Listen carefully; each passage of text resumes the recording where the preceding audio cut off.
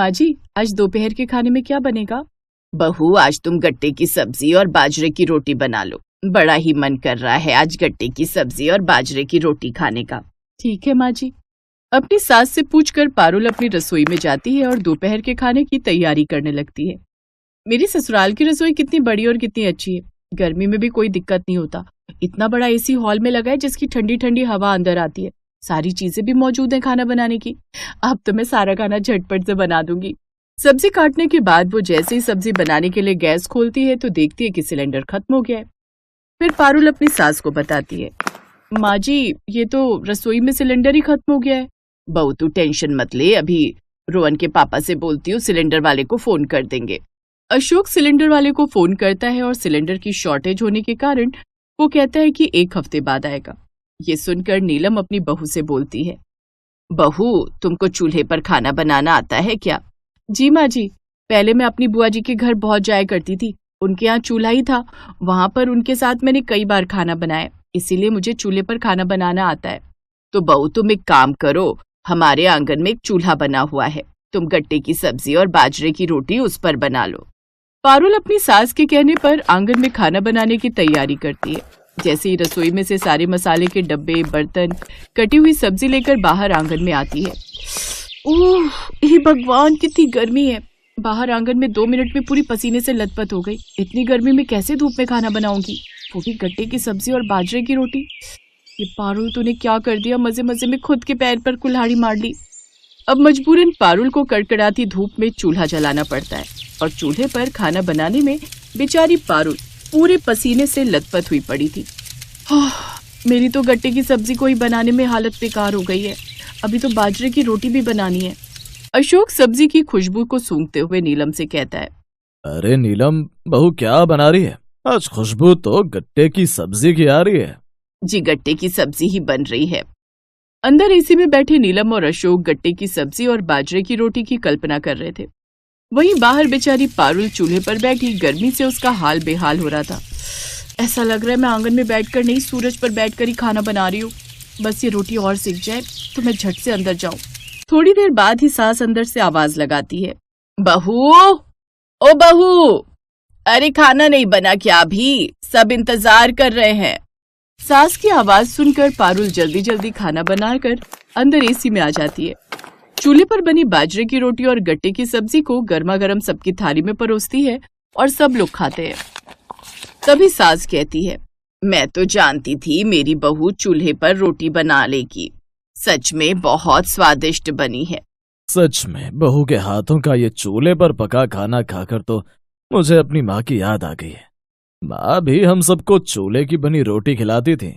हाँ पिताजी, सही कहा आपने। मजा आ गया आज तो। अब से भाभी रोज हमको चूल्हे पर ही खाना बनाकर खिलाया करना। गैस की रोटी से भी ज्यादा स्वाद है चूल्हे की रोटी खाने में। आज से हम रोज भाभी के हाथों का चूल्हे से बना खाना खाया करेंगे। अपनी ननद की बात सुनकर बेचारी पारुल के तो पैरों के नीचे से जमीन ही निकल जाती है। वो बेचारी ये सोच रही थी कि सिलेंडर खत्म होने की वजह से उसको चूल्हे पर खाना बनाना पड़ रहा है, पर उसको तो अब रोज ही खाना बनाना पड़ेगा। और मन ही मन अब वो रोने लगती है और थोड़ी देर बाद जाकर अपने कमरे में एसी में बैठ जाती है और अब जाकर उसको सुकून मिलता है। ऐसे ही दिन गुजरते गए और पारुल चूल्हे पर खाना बनाती रही। और फिर एक दिन, अरे यार, ये रोज रोज चूल्हे पर खाना बना बनाकर मेरी तो हालत ही खराब हो गई है। एक तो ये धूप सीधी मेरे सर पर पड़ती है। इतने बड़े आंगन में बस यही जगह मिली थी क्या चूल्हे की? अब तो पारुल रोज रोज चूल्हे पर खाना बना बना कर तंग आ जाती है। कभी उसके हाथ जलते तो कभी राख से उसके हाथ फटते तो कभी धूप से फेस पर दाने निकलते। और सबको खाना खिलाकर अपने कमरे में एसी में जाती है तो उसका पति उसको देखकर बोलता है, अरे पारुल, तुम्हारे फेस पर ये दाने और ये झाइयां, ये सब क्या है? और तुम्हारे हाथ इतने जले कटे कैसे हो रहे हैं? पारुल की आंखों से आंसू बहने लगते हैं और ये सब देखकर रोहन समझ जाता है और अपनी माँ से कहता है, माँ कहाँ हो? अरे क्यों गला फाड़ फाड़ कर चिल्ला रहा है इतनी रात को? आज से पारुल चूल्हे पर खाना नहीं बनाएगी। जरा इसकी हालत तो देखिए कैसी हो गई है। 4 दिन चूल्हे पर रोटी क्या बना दी, मेरे बेटे के जाकर कान भर दिए। और तुम ज्यादा बीवी के गुलाम मत बनो। चुपचाप जब तक सिलेंडर घर में नहीं आएगा चूल्हे पर ही खाना बनाएगी ये। पारुल रोहन को अपने कमरे में ले जाती है और फिर अगली सुबह उसकी सास कढ़ी चावल और रोटी बनाने के लिए कहती है और पारुल सास के डर से चूल्हे पर कढ़ी चावल बनाती है। माँ जी को बिल्कुल मुझ पर रहम नहीं आता है। खुद तो अंदर बैठकर एक खा रही है और मुझे कड़कती धूप पे खाना बनाने के लिए बोल दिया है। पारुल जल्दी जल्दी खाना बनाकर सबको परोसती है और सोफे पर बैठने को होती है कि तभी उसकी सास बोलती है, अरे अरे बहू, कहाँ सोफे पर बैठी जा रही है? जरा बाहर से रोटी तो लाकर दो। माँ जी मुझे चक्कर से आ रहे, बस अभी लाकर दे रही हूँ। ये ड्रामा करके मत दिखाओ मुझे, समझी? चुपचाप जाकर सबको खाना ठीक से खिलाओ। अंदर बाहर जाने से पारुल के सर पर लू लगने के कारण उसे चक्कर आ रहे थे, जिससे उसकी तबीयत खराब रहने लगी। ऐसे दिन गुजरते गए और पारुल चूल्हे पर काम करती रही। और एक दिन नीलम दोपहर में छत पर जाती है सूखे हुए मसाले लाने, और उसकी चप्पल ना मिलने पर वो नंगे पैर छत पर चली जाती है। उई माँ, ये छत कितनी गर्म हो रही है। हाय हाय, मेरे तो पैर ही जल गए, भागो जल्दी। नीलम छत से भागकर जल्दी नीचे आती है और जल्दी से ठंडे पानी से पैर धोती है। तो वहीं जानवी यानी कि ननद अपने कॉलेज से घर आ रही थी, जिसको रिक्शा ना मिलने के कारण धूप में खड़ा रहना पड़ा। ओह माय गॉड, मेरी तो 5 मिनट में गर्मी से हालत खराब हो गई। जल्दी से कोई रिक्शा मिल जाए। तभी थोड़ी देर में रिक्शा आता है और उसमें बैठकर वो घर आ जाती है। भाभी, इतनी धूप में खाना कैसे बना लेती हो? मेरी तो थोड़ी देर में प्राण निकलने के लिए हो गए थे। ऐसे ही एक दिन पारुल चूल्हे पर खाना बना रही थी कड़कती धूप में, जिससे उसको बहुत ज्यादा लू लग चुकी थी और वो खाना बनाते बनाते चूल्हे पर ही बेहोश हो जाती है। और रोहन अंदर से निकल कर पारुल, पारुल क्या हुआ तुमको? आंखें खोलो पारुल। अरे क्या हो गया बहू को? अब यहीं इसकी आंखें खुलवाता रहेगा क्या? हॉस्पिटल लेकर चल जल्दी। रोहन पारुल को जल्दी से हॉस्पिटल लेकर जाता है और डॉक्टर चेक करके बताता है, देखिए, आप इनको सही समय पर हॉस्पिटल लेकर आ गए, नहीं तो इनकी जान भी जा सकती थी। बहुत ज्यादा इनको गर्मी की लू लग गई है, जिससे इनकी बॉडी में अब जान नहीं रही। बस जितना हो इनको गर्मी से बचाइए और रेस्ट करने दीजिए, कम से कम 1 महीने तक। डॉक्टर की बात सुनकर नीलम अंदर ही अंदर मलाल करने लगती है और पारुल से माफी मांगती है। बहू, मुझे माफ करते बहू, मैंने स्वाद के चक्कर में तुम्हारी हालत पर बिल्कुल गौर ही नहीं किया। मैं एक दिन छत पर चली गई थी, 2 मिनट में मेरा बुरा हाल हो गया था और तुम रोज रोज हमारे स्वाद के लिए घंटों धूप में खाना बनाती थी। बहू, मुझे माफ कर दो। भाभी, मुझे भी आप माफ कर दीजिए। मैंने भी आपको बहुत परेशान किया और कहीं न कहीं आपकी इस हालत की वजह हम हैं। पारुल और रोहन नीलम को माफ कर देते हैं और कुछ टाइम बाद पारुल घर आ जाती है। इसके बाद अब नीलम और जानवी पारुल का बहुत ख्याल रखने लगी और अब खाना भी गैस पर बनने लगा। साथ ही वो रसोई में भी उसके लिए पंखा लगा देती हैं।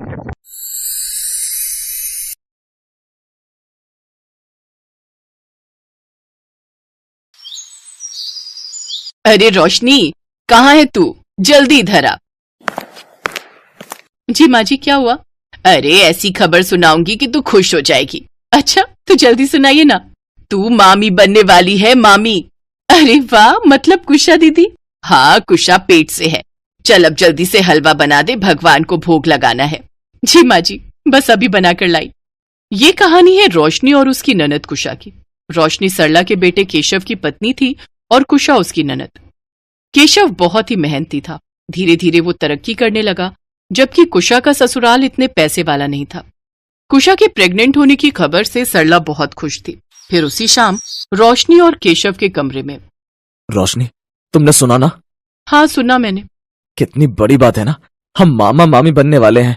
इसमें क्या बड़ी बात है? अच्छा मुझे सोने दो, अब बहुत नींद आ रही है। ये कहकर रोशनी ने खुद पर रजाई तानी और दूसरी तरफ करवट लेकर सो गई। उधर रोशनी के ऐसे व्यवहार से केशव बहुत हैरान था, लेकिन इस खुशी के मौके पर वो रोशनी से बहस नहीं करना चाहता था। फिर अगली सुबह, रोशनी, केशव, जल्दी चलो भाई, दोपहर होने को आ गई। माँ, मैं तो कब से तैयार हूँ, ये रोशनी ही देर कर रही है। हाँ हाँ चलो, अब मैं भी तैयार हूँ। अब थोड़ा टाइम तो लगेगा ना, सब कुछ मुझे ही करना है तो। इसके बाद सरला, केशव और रोशनी ऑटो में बैठकर कुशा के घर की तरफ चल पड़ी। कुशा का घर ज्यादा बड़ा नहीं था और पुराना था। और फिर, माँ, भैया, भाभी, कैसे हो आप लोग? हम बहुत अच्छे हैं, पर अब तुझे खूब अच्छे से रहना है। अब बहुत बहुत मुबारक हो बेटी। थैंक यू माँ। आप लोग बैठो ना, इधर इधर बैठो। कुशा ने सभी को बेड पर बिठाया और फिर सभी के लिए पानी लेकर आई। जिस वक्त कुशा पानी ला रही थी, उस वक्त सरला और रोशनी उस छोटे से कमरे को बड़े गौर से देख रहे थे। कुशा, यहाँ तो तुझे बहुत दिक्कत होती होगी। नहीं, सर्दी में तो नहीं होती, पर हाँ, गर्मियों में थोड़ी परेशानी हो ही जाती है। पर तुम लोगों ने अपना पुश्तैनी मकान क्यों बेच दिया? वो तो इससे कहीं बेहतर था। भैया वो असल में ससुर जी ने कभी कर्ज लिया था किसी से, बस उसी को पटाने के चक्कर में वो मकान बेचकर ये छोटा मकान खरीदना पड़ा। अब ये सब छोड़िए, खाना तैयार है। और भाभी आप इतनी चुप क्यों हैं? सब ठीक तो है ना? हाँ हाँ कुशा दीदी, सब ठीक है। अब मैं आपकी कुछ मदद कराऊं क्या?